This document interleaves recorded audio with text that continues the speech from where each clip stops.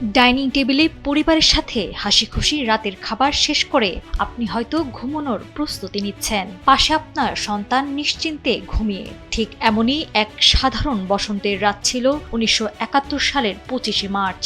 কিন্তু মাঝরাতে হঠাৎ স্তব্ধতা ভেঙে দেয় ট্যাঙ্ক আর মেশিন গানের গর্জন।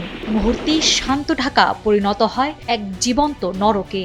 ঘুমন্ত ও নিরস্ত্র বাঙালির ওপর পাকিস্তানি বাহিনী শুরু করে ইতিহাসের জঘন্যতম কাজ, যার নাম ছিল অপারেশন সার্চলাইট। ভয়াবহ ওই ঘটনার পর থমথমে এক ভয়াল নগরীতে পরিণত হয়েছিল ঢাকা শহর। আকস্মিক হামলায় রীতিমতো স্তম্ভিত তখন শহরটির বাসিন্দারা। বেশিরভাগ এলাকাতেই বিকল ছিল টেলিফোন, রেডিওতে পাওয়া যাচ্ছিল না ঠিকঠাক খবর।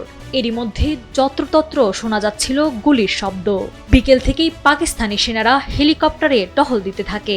রাত ১০টার দিকেই ঢাকা সেনানিবাস থেকে সেনাবাহিনীর একটি বড় কনভয় যুদ্ধ সাজে শহরের দিকে রওনা হয়। তবে শহরমুখী সেনাবাহিনীর মেকানিক্যাল কলামটি প্রথম প্রতিরোধের সম্মুখীন হয় ফার্মগেটে।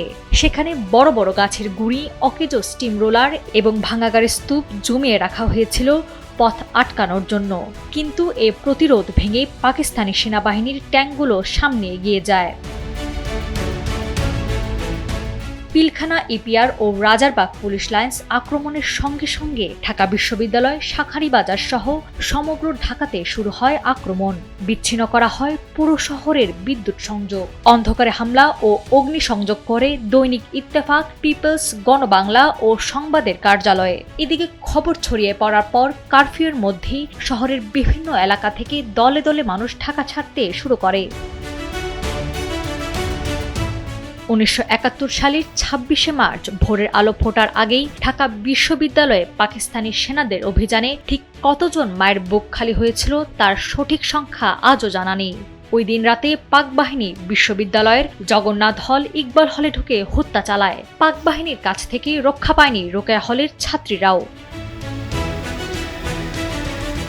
মার্কিন সাংবাদিক রবার্ট পেইন ২৫ মার্চ রাত সম্পর্কে লিখেছেন, সেই রাতে ৭,০০০ মানুষের প্রাণ নেওয়া হয় এবং গ্রেফতার করা হয় আরও ৩,০০০ মানুষকে। দীর্ঘ ৯ মাসে রক্তক্ষয়ী সংগ্রামের যে বীজ সেদিন বপন করা হয়েছিল, তার সূচনা হয়েছিল মূলত ঢাকা শহরের এই নারকীয় ধ্বংসস্তূপ থেকেই। নাওয়ার সালসাবিল দুরদানা, সময়ের আলো।